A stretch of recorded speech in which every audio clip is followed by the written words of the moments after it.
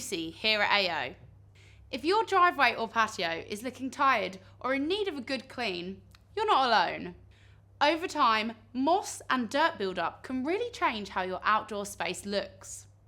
The good news is, with the right pressure washer and a few simple techniques, you can get professional looking results. Settings. The key is choosing the right pressure for the job, so you get great results without damaging anything.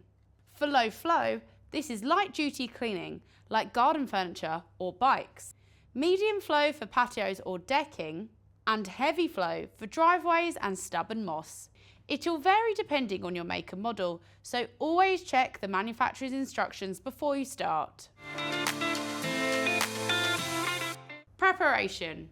Today we're going to focus on the driveway, so start by sweeping away any loose debris and removing any nearby plants. You can apply a detergent if you've got some really stubborn stains, but this one's okay. Technique.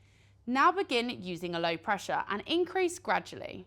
Hold the pressure washer at an angle of about 45 degrees and try and keep a consistent distance from the surface, about 20 to 30 centimetres.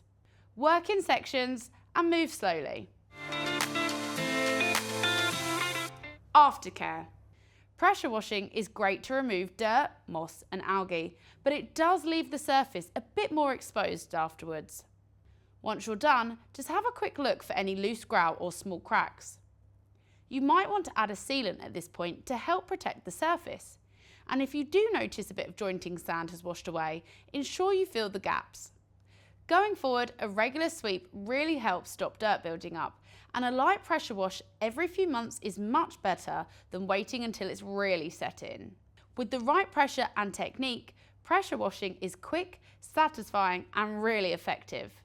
Keep on top of the aftercare and your patio will stay cleaner for longer.